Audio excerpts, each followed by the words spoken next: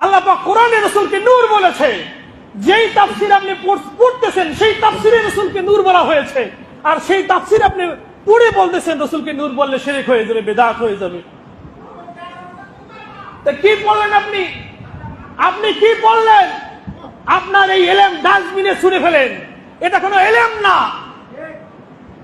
আপনি কিতাবে পড়ছেন আরেকটা, মুখে বুলি ছাড়ছেন আরেকটা, এটা কেমন? এটা মুনাফিকি হয়ে গেল। রাসূলের দুই কন্যাকে যে বিবাহ করেছে তার নাম হয়ে গেছে দুই নূরের মালিক। রাসূলের কন্যাকে নূর বলা হচ্ছে, কিন্তু সমস্যা এক জায়গায় রাসূলকে নূর বললেন। রাসূল যেই পাহাড়ের উপরে সময় কাটিয়েছেন সেই পাহাড়কে জাবালে নূর, নূরের পাহাড় বলতে আপত্তি নাই। রাসূল যেই শহরে হিজরত করেছেন সেটাকে নুরানি শহর বলতে আপত্তি নাই।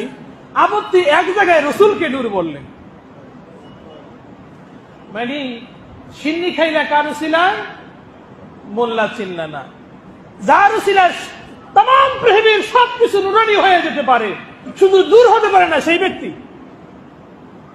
মানে মানুষের বিবেক বুদ্ধি লোপ পেলে যে কেমন বোকা হতে পারে মানুষ, স্বাভাবিক জিনিস।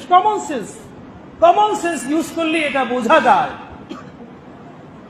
দলিল তো আছেই, আল্লাহ পাক নিজেই বলেছেন লাকাদ জাআকুম মিনাল্লাহি নূর।